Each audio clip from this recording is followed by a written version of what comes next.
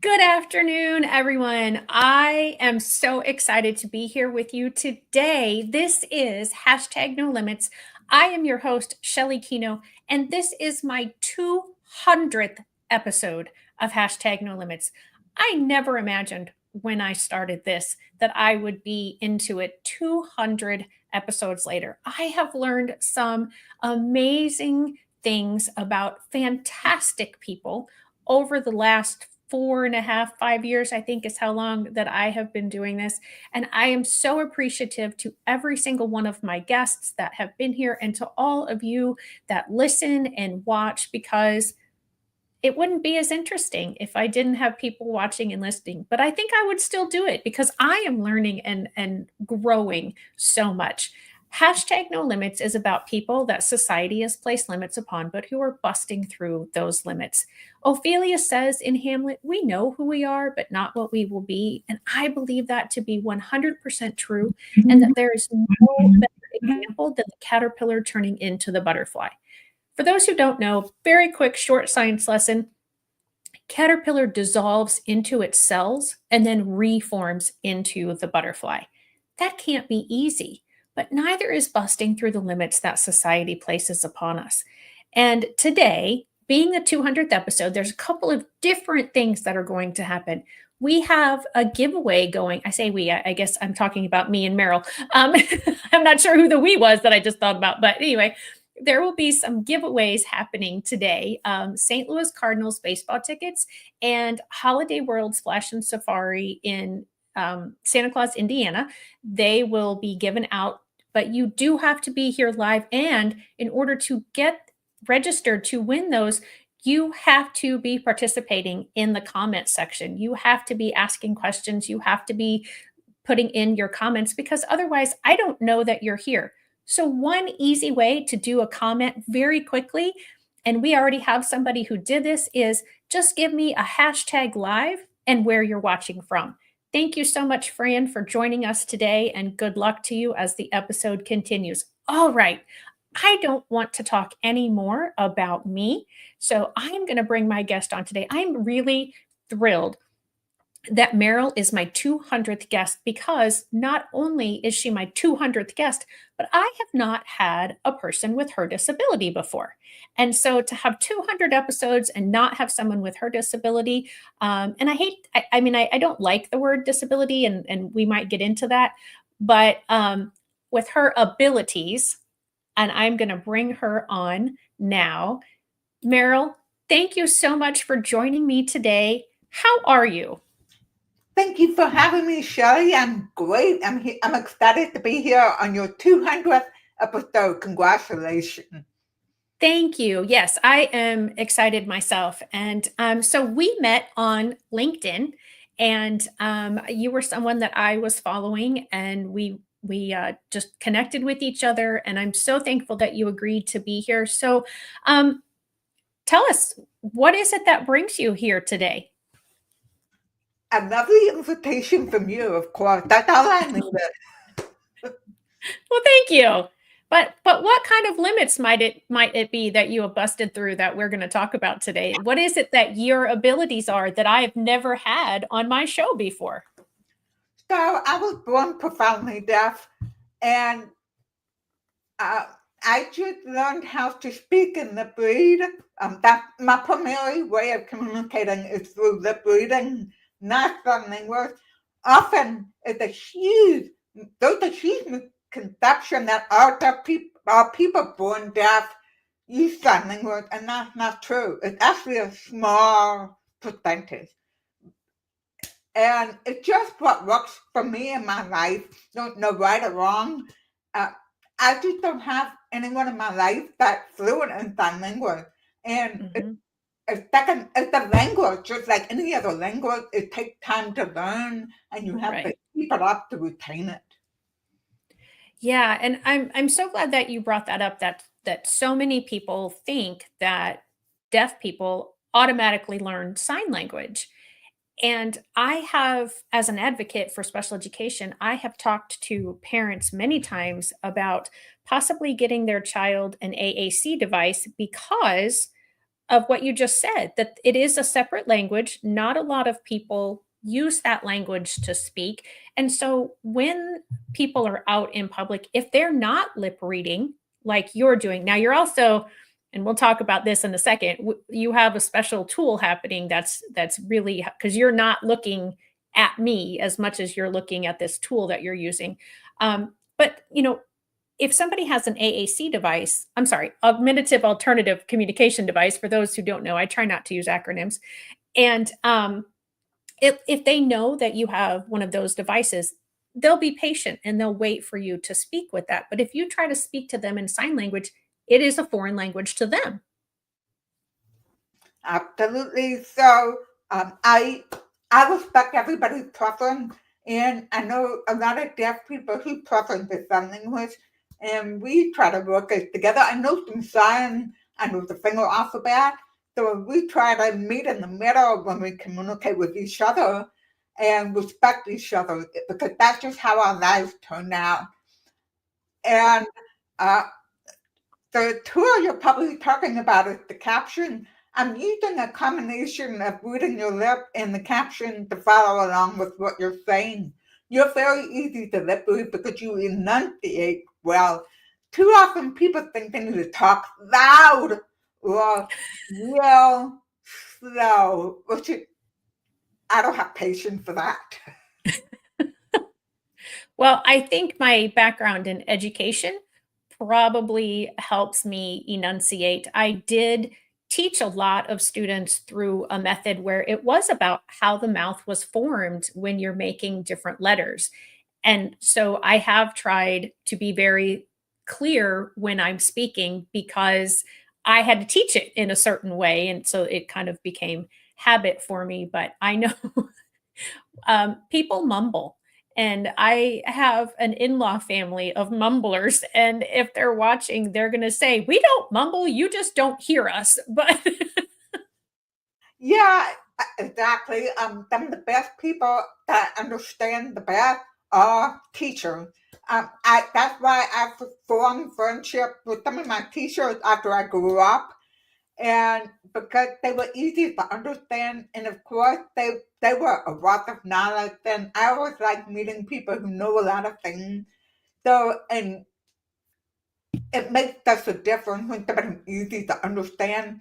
And I also have a cochlear implant because as you probably know, Shelley, a lot of us look the same on the left Mhm. without sound. So the cochlear implant helps me distinguish those sounds like mom, pop, mop, and but it does not make me like a hearing person. It just helps me in my everyday life, but it does not make it possible for me to pick up a phone and call somebody. Right. Yeah. And I think we just don't think about that. Do you happen to know the percentage of people either worldwide or in the United States who are deaf or hard of hearing? If I, w- I if I remember right, I quote this number so many times. I think 500, it's in the 500 to 600 million range of people who are deaf and hard of hearing in the whole combination. I don't know what the percentage is, but those numbers are going to be climbing rapidly in in upcoming years, mainly because we have so much sound that are affecting people's hearing and just other environment situations that affect that, and uh, people are living longer as well. Okay. I'm so glad you said that. I was going to ask you to just to explain that a little more. And my husband and I went to a sports bar recently, and there were, gosh, I don't even know how many television screens, and just it was so loud in there. And there was a family sitting at a table next to us, and they had a baby in a high chair, nothing protecting its ears. And I just cringed. And then they had a little bit older child, again, no ear protection. And I thought, oh, those poor children, what are we doing to their hearing? when we're not, and there's, like you said, there are so many sounds and so much noise all the time. My mom, from the time I was, I don't know, it was before my teen years, realized that she had a hearing deficit and needed hearing aids. And so I've been around someone most of my life. And so maybe that's also helped with how I speak, because I know she does a lot of lip reading as well. So, um, and I have found myself doing that as I'm getting older, and I have lost some sounds. There are certain tones that I don't hear as well. And so that's interesting that you included, because people are living longer, that those numbers of deaf and hard of hearing are going to increase. Oh, I can't hear you. Sorry, I had it on mute. So, Okay. environment is a big problem. I have an Apple Watch that lets me know when it's a certain decibel and it's not safe for people with hearing. It's not a problem for me, but I always like to know when I'm in really loud setting.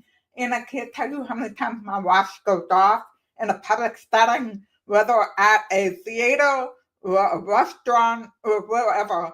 When it goes off, that means everybody who's in that room, hearing is at risk for Wow. hearing changes. So that's a major aspect of it. And I think that somebody asked a great question. I wanted to answer, if that's okay. Yes, please. Fran asked, "Are you offended by hearing impaired?" I am not a fan. However, I have some friends who identify themselves as hearing impaired. They do not identify as deaf, and they do not identify as hard of hearing. Some people find the phrase hard of hearing is old fashioned, and they prefer hearing impaired. So, what I recommend is, if you're talking about the general population of hearing disabilities, you should say hearing disability, deaf, hard of hearing. And you only use the phrase hearing impaired when somebody says that's how they identify, and we have to respect that because it's about them. It's not about me, it's about them. I have seen deaf people get very angry at someone for identifying as hearing impaired, and that I'm sorry, in this case, they need to respect the someone's choice. Yeah, and that's so difficult to do because we often don't know the person well enough to know what their preference would be. And I kind of said this too at the beginning when was talking about your disability. And then I said, I really don't like that word. And I don't know, what is your preference? My preference is deaf because that's what I am medically. I was born profoundly deaf. So those four levels of hearing loss. There is mild and moderate. Those are typically the hard of hearing range. And then there's severe and profound. I'm in profound. That's the deaf range. Growing up, though, I would tell people I was hearing impaired because it's not right, but that was the unspoken thing. Hearing impaired was less disabled than deaf when I was growing up. And I was a teenager just trying to survive a world where I was so different from people. And Mhm. hard enough, right? So that's the term I use, but I've been using deaf for many, many years now. Okay, good. Thank you for that. Yeah, I know that we have some people who have joined since the beginning, and I just want to let those people know that this is a giveaway episode. And in order to have an opportunity to win either the St. Louis Cardinals baseball tickets, and that game is, sorry, I had to write it down. It is May 6th at 6:45 in St. Louis, and they're playing the Pirates. So in order to be eligible to win those tickets or the Splashin' Safari in Holiday World, Indiana, you need to be commenting. And when the timer goes off, the last person who commented, you will be the winner for those either pair of tickets.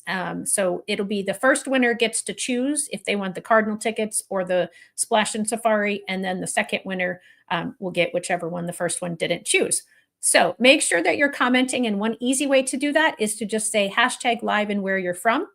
And these offers will not be available in the replay. So you must make sure that you are with me today and with Meryl today, and that you are commenting as Fran and LA Jansen have done. And LA Jansen, thank you so very much. I appreciate that. So back to you, Meryl, because it's not about me. This is an episode where I want to learn about you, and I want to share about the limits that I don't want to share. I want you to share about the limits that you have busted through in your lifetime. I watched one of your TEDx talks that's online, and I was so touched and inspired by that. So I hope you will share some of those things with the audience today. Thank you. So the biggest challenge I have that will never change is it's impossible to understand somebody 100% of the time when they're speaking, and it's frustrating because I learn from what other people say, not from when I speak. I learn nothing from myself. I learn from others. So Right. listening is such an important tool, and so many people take it for granted because so many people are not true good listeners. They're surface listeners. They're listening to respond instead of listening for understanding. Those are different.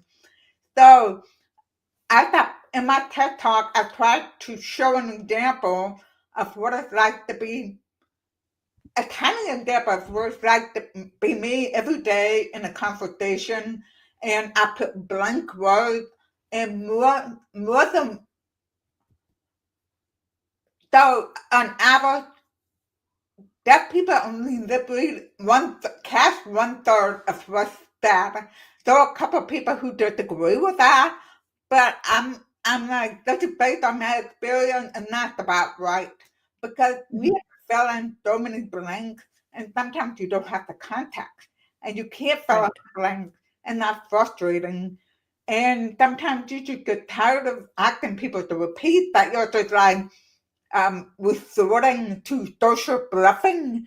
That means you're faking it. You're faking Right. that you understand what they're saying. And I know that's wrong, but sometimes you just don't have the energy to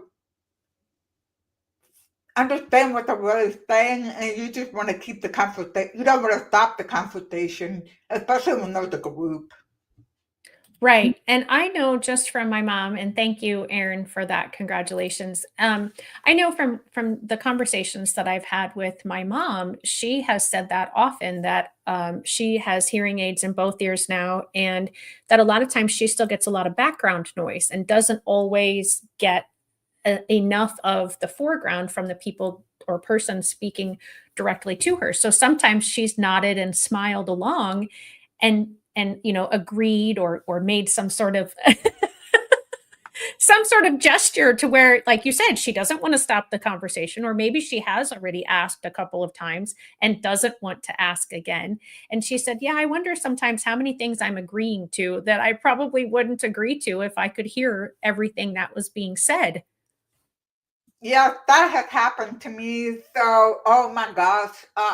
One time I was talking to a friend, and I didn't quite catch what they said, and we were walking our separate ways. My spouse happened to overhear what she said, and I was so embarrassed. It was not a good thing. And I was just Oh, telling and nothing. Oh my God. So what I did was, as soon as I got home, I emailed her and I said, I'm sorry, this happened. I didn't mean to react that way. This is how I would really react. I just didn't quite catch what you said. So I told her the truth and just leaned into it, that kind of thing. But as I'm nodding with you, sometimes nodding is not necessarily bluffing. It just means I'm paying attention to you. I'm catching right. what you're saying. So that's why it's so hard to tell when I'm really bluffing. because I use it as a tool when I'm listening, because that's my way of saying I'm catching what you're saying. Yeah, and I have to be honest, I've actually had a couple of experiences in the last few years. Like I said, I'm starting to lose some letter sounds, and I have found myself asking people to repeat what they've said. And once they've done it and I still didn't hear it or catch all of it, just doing that, yep, nodding along. And I've had a couple of times that I've had to do that. And the other person kind of looks at me like, I gave them the wrong response. And I remember my mom telling me that sometimes that, people would just like, well, that wasn't appropriate, or that I didn't ask a question, or whatever. And so I can't imagine, Meryl, going through that every second of every day for your entire life. How tiring it must be physically, but also emotionally, because you are being excluded without anybody intentionally excluding you, but you're kind of feeding into the exclusion because you don't want to stop the conversation and because you haven't been able to catch or figure out all the words. Can you talk to that a little bit? Sure. Yeah, that's the one thing about being deaf. It can be a very isolating, socially isolating disability. I mean, I can't speak for our deaf people because it's a spectrum. We all have different experiences. So I can only speak from my experience, but I know my whole life I will go through periods of loneliness and social isolation, and it is hard and it is draining. It took like 30 years before I learned. I always thought I was kind of a low energy person, and I don't mean by not being able to run, not that way. I mean in terms of mental and physical tiredness and energy level, because I would come home from school and just crash. And I Mhm. didn't understand it till many years later. That was me, but I had sensory overload from lip reading all day, from listening to teacher. It was exhausting. So I didn't realize that unfortunately my way of listening is draining. But Yeah.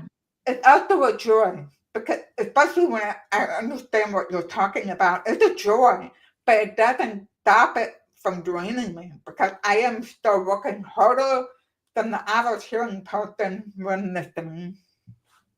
Yeah, and what you mentioned about only hearing approximately one third of everything that is being said, that was the TED Talk that I watched, and excuse me, sorry, I I hadn't ever realized that, how little, and you had the words up on the screen of a paragraph, and and like you had every third-ish word, it wasn't exactly every third word, and I I guessed at what all those words were going to be, and I didn't have most of them correct. And I kind of already knew the context.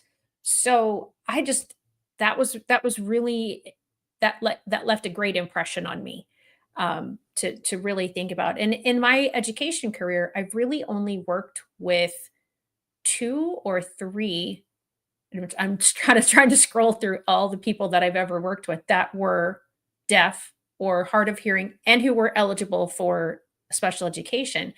And I didn't do the math on figuring out that percentage, but 500 to 600 million out of 7 billion. I mean, we are talking a small percentage of society. Um, and I just I know how tiring it is for students with specific learning disabilities to try to keep up.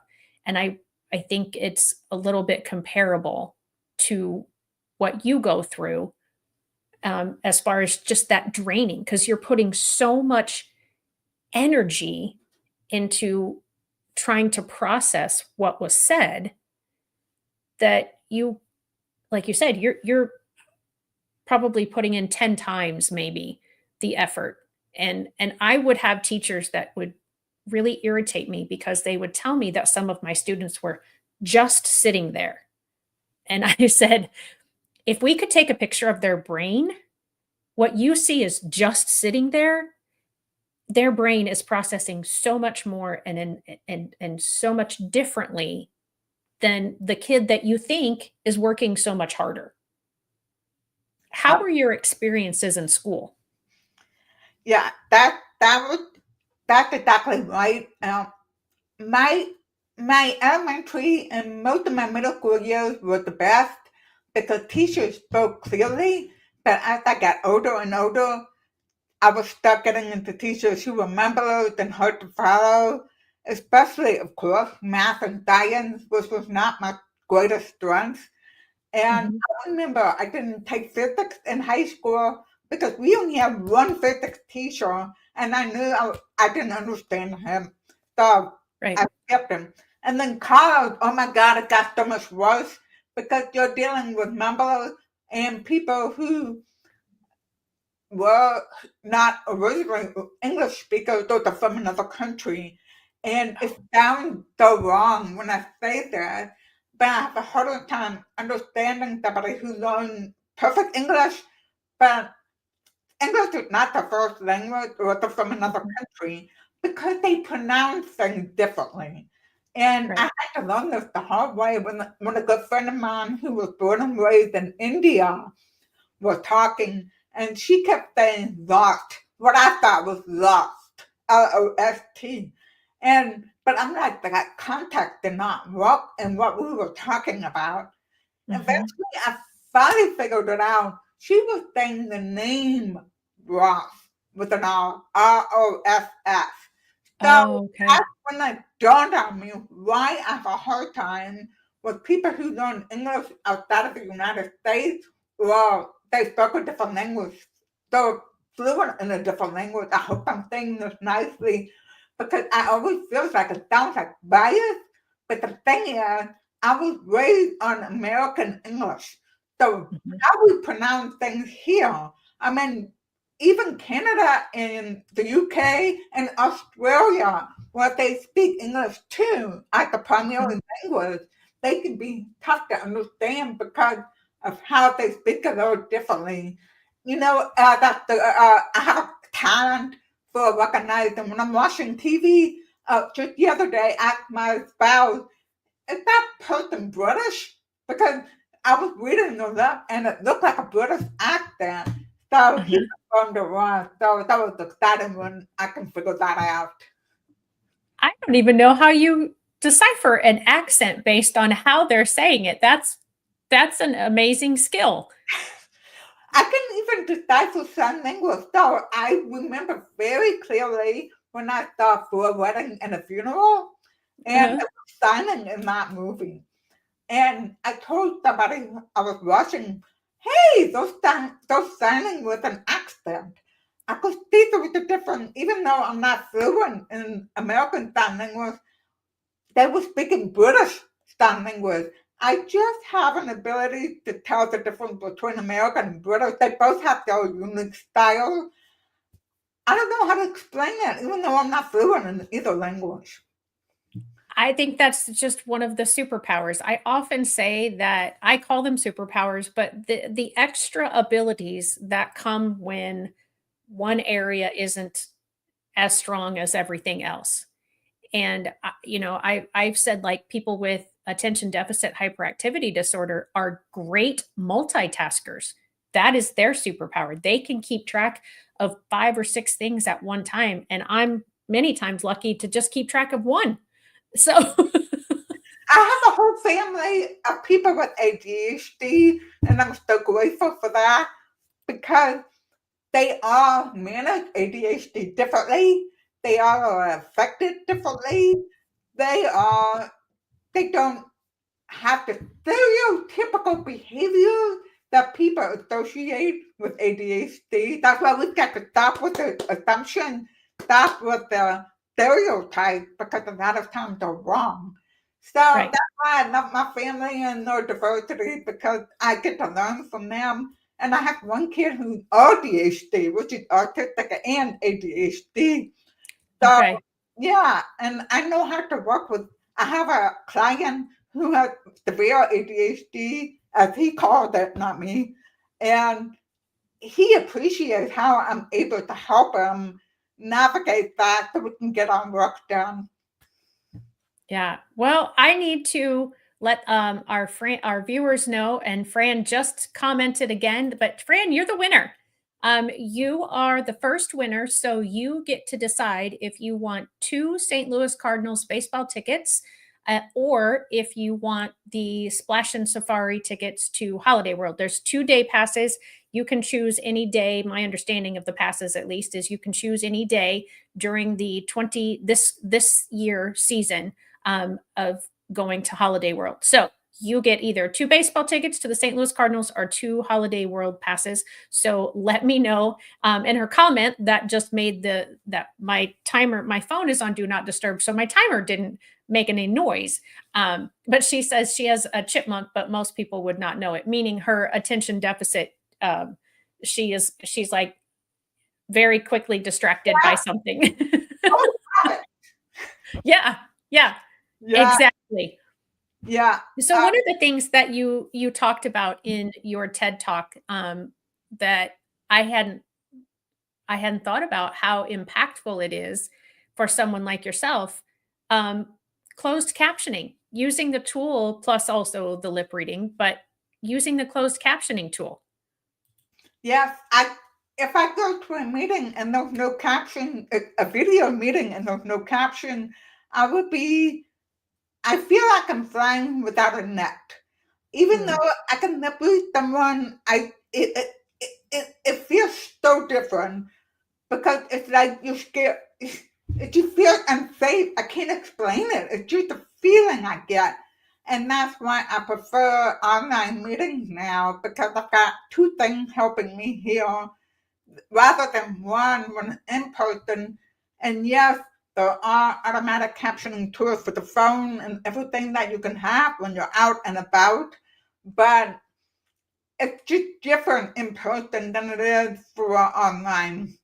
I can't explain that, but the pandemic forced other companies to start adding caption and making them a regular part of video conferences, and browsers like Chrome have captions built in, and now Windows 11 has captions built in, and it's my backup for any time the caption fails anywhere else. So it just changed my life so much because I'm able to interact more with people from my home office now than I did for 15 years with nothing. Yeah, and one of the things that you say in your talk is the fact that you have a child. I don't know if you have more than one, but I in the talk you mentioned your son and the fact that you have 3. Okay. And you talked about the fact that your son was away at college and it was after the pandemic, and he do you want to you can tell the story. It's your story. So this was 2021.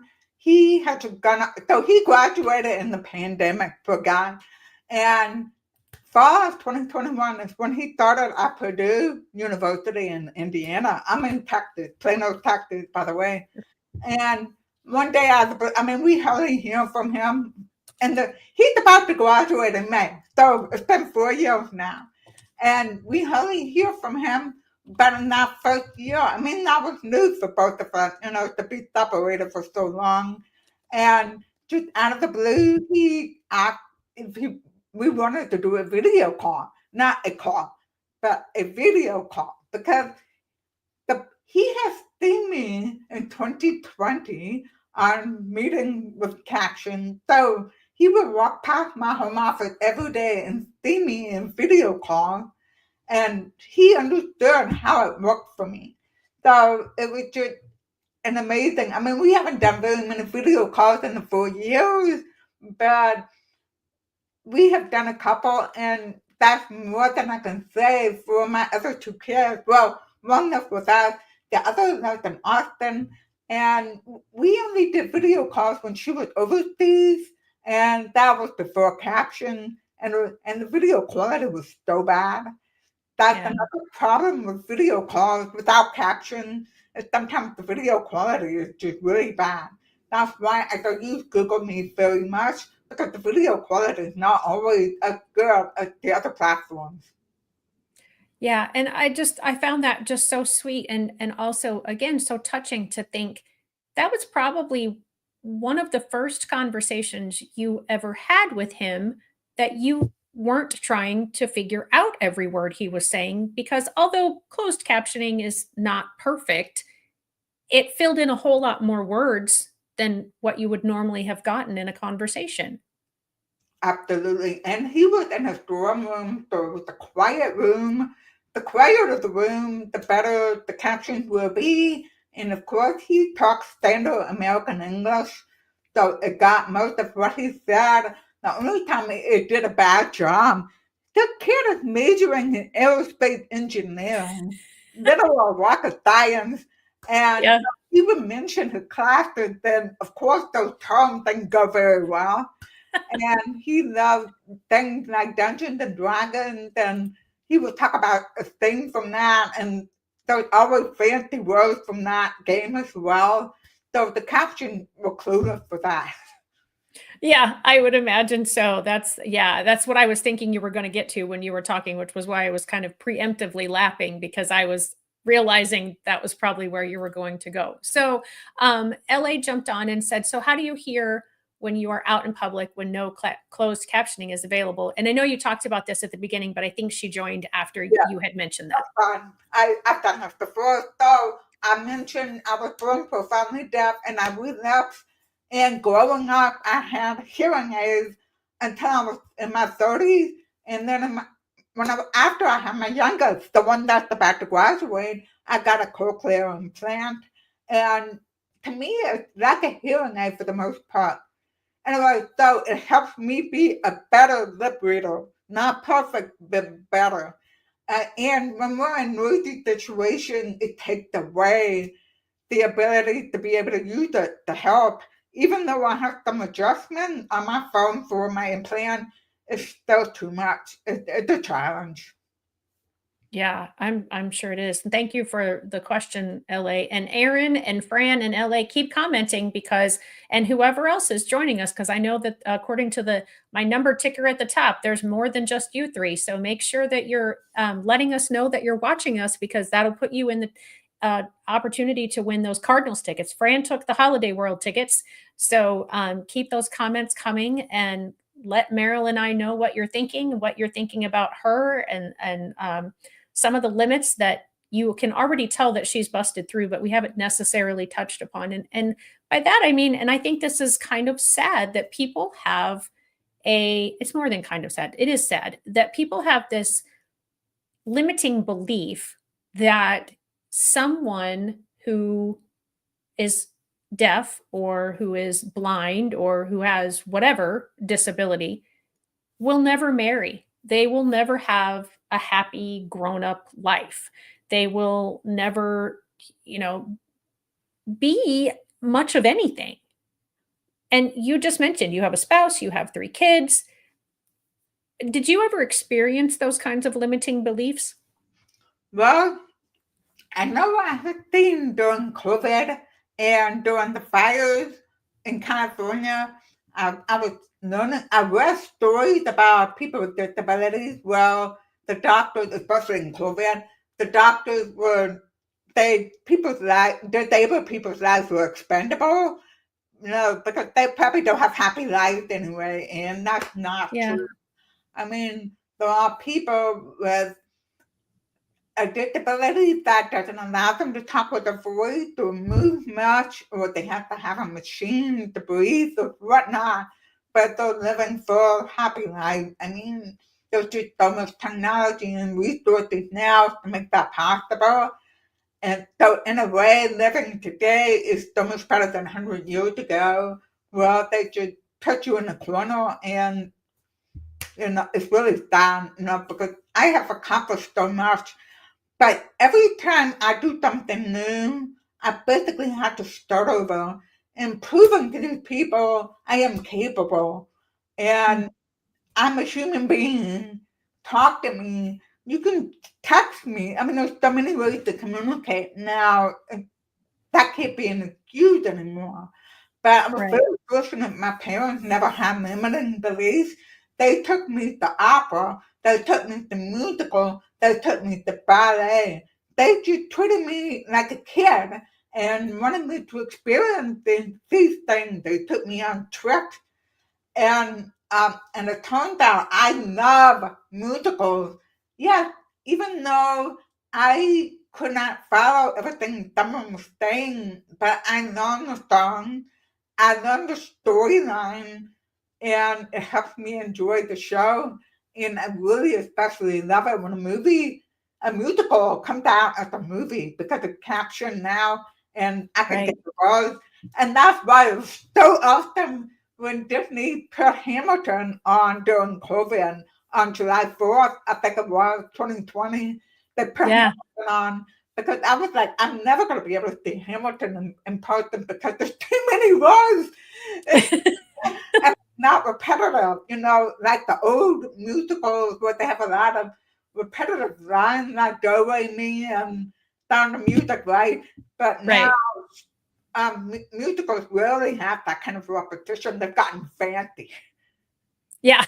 Yeah. So we have a couple of comments here. So this one is from Fran. She says, do your cochlear implants ever need to be adjusted? Not too often. I have gone for a couple, which is not bad. Usually one time lasted for many years, but and if I get an upgrade, a new cochlear device, the outside part, I have to get it reprogrammed every time I get an upgrade.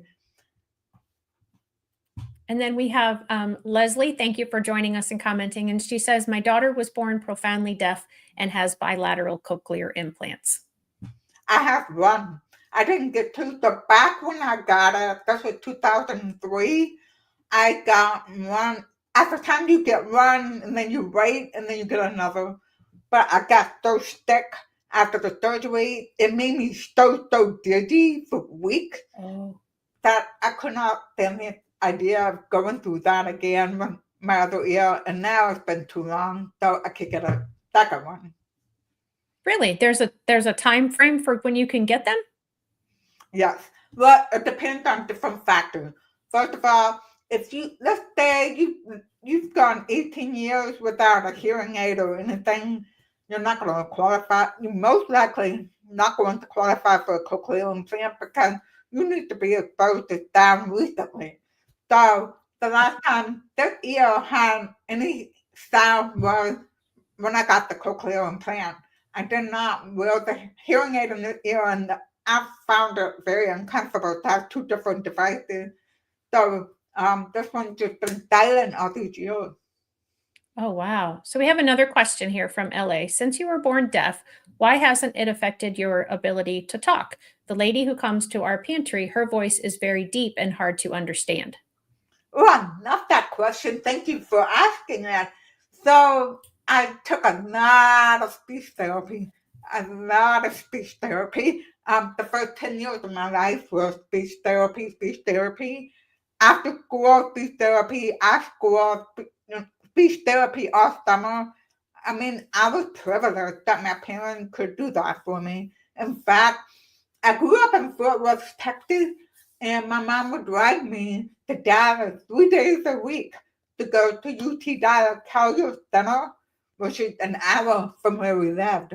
And yeah, so my parents just put me in a lot of speech therapy. It made a difference. I've got a deaf friend in England who does not have a trace of an accent. I have an accent. I know a deaf accent, but she doesn't have one because she apparently did hardcore more speech therapy than I did. So Wow. it all depends on the person's background, if they were born deaf or deaf from later, if they started learning to lip read and speak early or later. There's a lot of factors that can affect how somebody sounds and speaks, or whether they speak at all. Right. Awesome. Well, guys, keep answering those questions. Keep putting the comments into the chat because we only have a couple minutes left until the next timer goes off. So you're working towards getting those Cardinals baseball tickets for May 6th, 6:45 p.m. Pirates versus Cardinals. And I think they were row 6 behind the Cardinals dugout. So you're going to be pretty close to the players and have really good seats. So be sure to keep those comments coming. And thank you for everyone who has commented so far. I love that you have baseball tickets, because that was one of my favorite things to do with my dad, is we would go to Texas Ranger games. Yeah. Yeah, I grew up watching baseball with my parents, and I was the St. Louis Cardinals is my team, because that's who I always rooted for with my dad when he was alive. And I don't know any of the players anymore. I don't follow it like I used to, but I would still say I'm a St. Louis Cardinals fan over any other baseball team. Yeah, same thing. Texas Rangers, and growing up, I knew all the player names, not so much anymore. And I'm sorry my dad wasn't around when the Rangers finally won the World Series, but he had passed away in 2007, and they won in 2023. So it was a bit later after he passed away. Yeah. But he grew up on the Brooklyn Dodgers, so yeah, I have a connection with the Brooklyn Dodgers too. Not LA, Brooklyn. Those are different. Right. Oh yeah, I know. We had the St. Louis Rams football team for a while, and then they moved out to Arizona, and they moved out to Los Angeles. They're the LA Rams now, which they may have been there to begin with. I don't know. But anyway, yeah, I'm like, whatever. They're not my team anymore. So let's see. Fran says, I'm going to a game the Sunday prior, or I would have gone for the Cards tickets. Oh, okay. So she's already going to a baseball game. So that's awesome. Congratulations, Fran. I'm glad you get to go to that. And now you get to go to Holiday World. That's fantastic. So, oh gosh, I had a question. So growing up, you did or did not find yourself eligible for special education?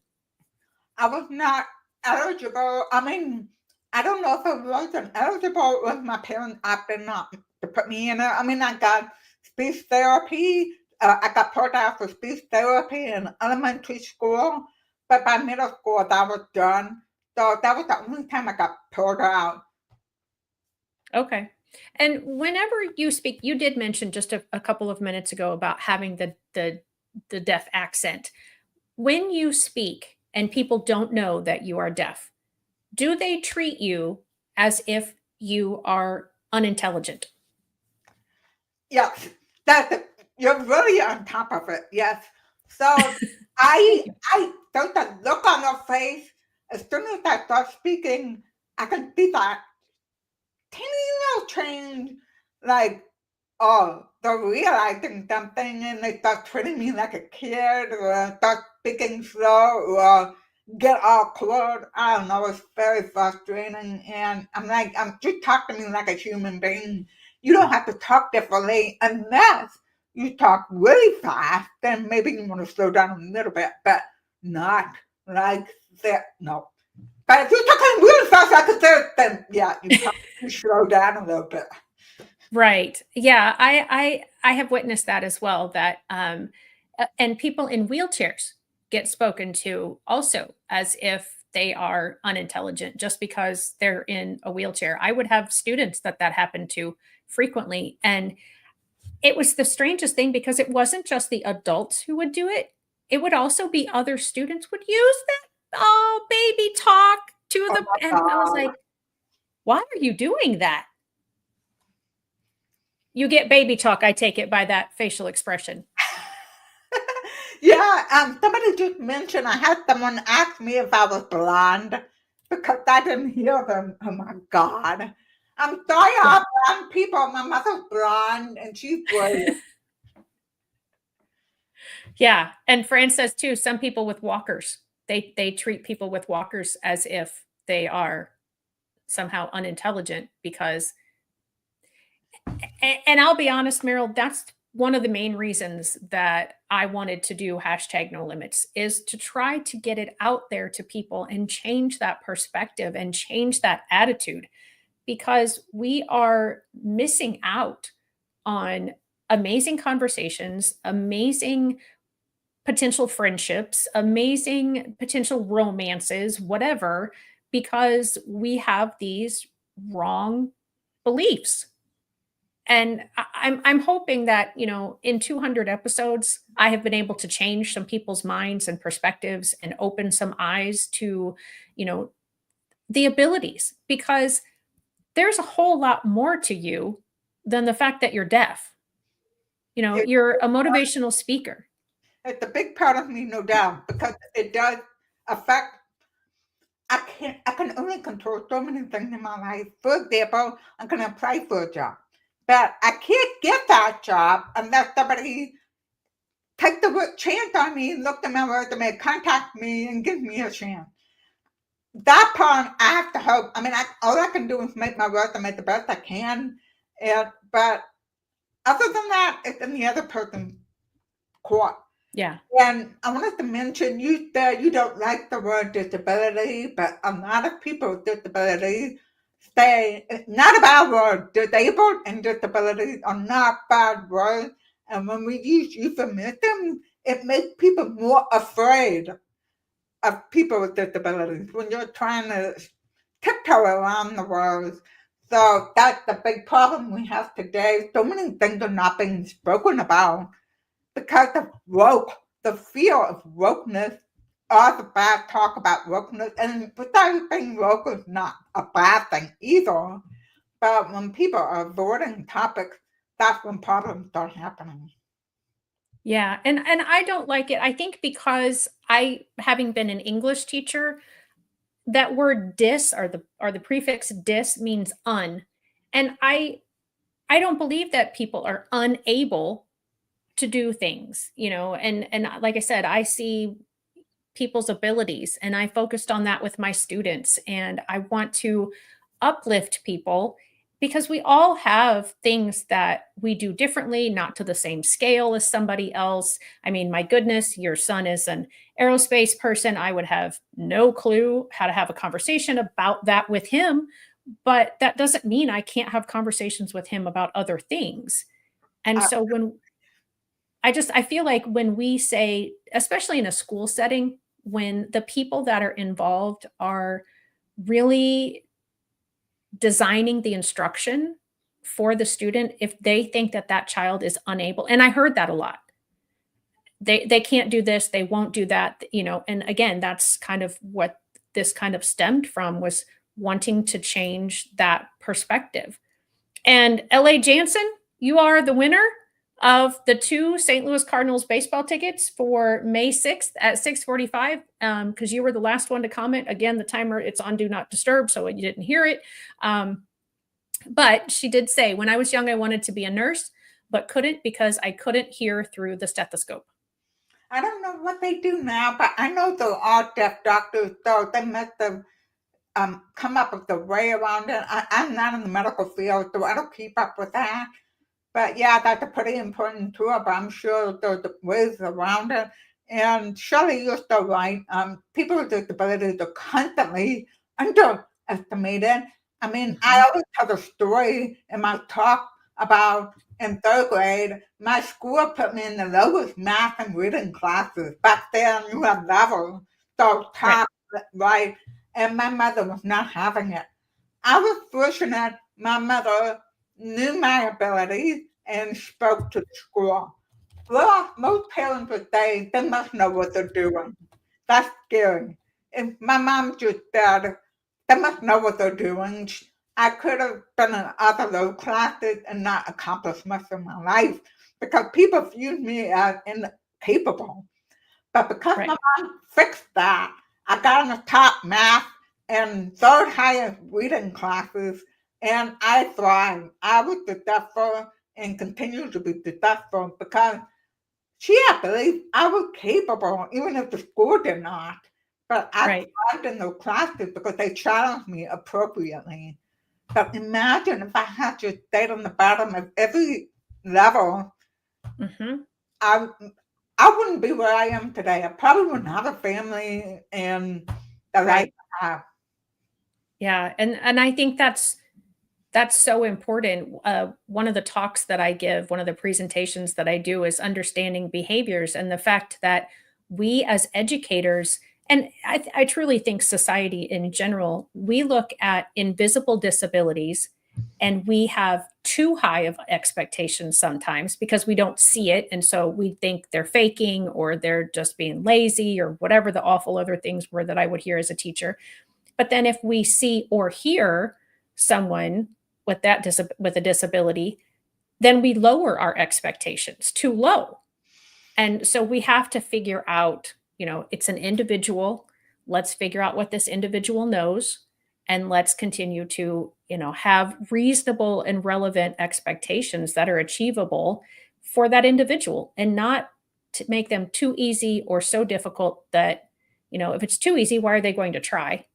And if it's too difficult, why are they going to try? So just getting that, as close to level and right where it needs to be as possible, and then having those high expectations. So Fran has a question, and we're going to have to wrap up here shortly. How do you feel about person first language?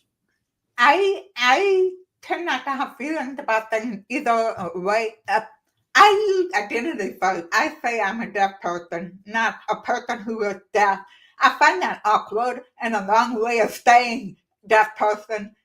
But it used to be we always use first person English in the United States. It depends on where you live. That's a factor in what people use. And the second depends on the individual. The United States used to be primarily first person English, and a lot of state organizations use first person English as a default. But more and more people with disabilities themselves prefer identity first language, especially in the autism field. They're very big proponents of identity first often. And of course, there are always exceptions.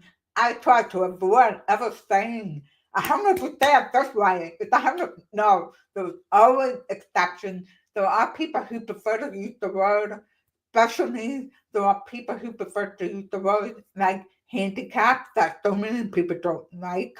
And I'm just taking words as the education. Hopefully I'm not triggering anybody. Right. Yeah. And Fran says both of her kiddos have different needs.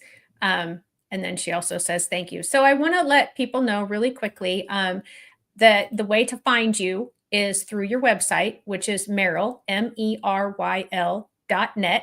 And then also, if they want to learn more about you, or if they want to get in contact with you or hire you they can email you at info@meryl.net.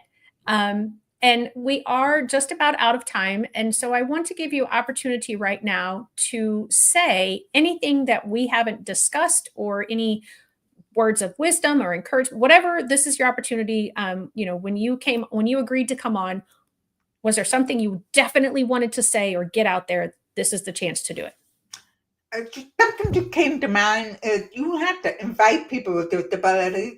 A lot of us have been burned so many times that we give up of trying. We give up of applying for whatever, or going for a theater role. We need to be invited because we're just like, it's not worth it. We're going to run into so many barriers. And that's why I just completed my first professional acting role in which I got paid. And it took 3 invitations, 6 people to make that happen. So, wow. Congratulations. Thank you. That's awesome. So can you tell us what this role is, or do we have to wait until it gets closer to being released? The show is over last week. It was Into the Woods at a local theater, so it's not something you can watch online or anything, unfortunately. Okay. All right. I played Milky White, the cow. Okay, cool. Well, I just want to very quickly, I know those who are listening as a podcast, you're not going to see this, but you can always jump over to the YouTube channel and check out her website. That's what I am on now. I love, and you've got the same shirt or with the same saying, progress over perfection. It is so important. And I think we do a horrible job in this country of promoting perfectionism or perfect anything versus celebrating the progress. So is that with that style of shirt, is that something that is part of kind of what you do? Yes, I am trying to help people get so overwhelmed with the idea of getting started with disability inclusion and accessibility that I've been associating it with progress over perfection. Progress over perfection has been around for many decades, but I Mhm. connected it with accessibility. That's why I had the accessibility icon and Oh, over to show the connection to help people get started. That adding caption, that's a good first step. And you just keep making progress, keep adding more things. right. Awesome. Meryl, it has been quite a pleasure to talk with you today. And thank you, everyone who joined and who commented. Thank you and congratulations again to Fran and LA Jansen. I will be reaching out to both of you to make sure that you get your tickets to the Splash and Safari in Holiday World and also to the St. Louis Cardinals baseball game in May. For those of you who are just listening in the replay, I'm sorry. This was one episode that you had to be here live in order to make it happen. I don't do that often, but occasionally I had to do it in order to make it work. So I hope you will still comment though, and let Meryl know how much you appreciate everything that she is doing in her world and just the fact that she was here today. Make sure we send her some love. Thank you all, and I will see you again next week. Remember, we know who we are, but not who we will be. Bye-bye.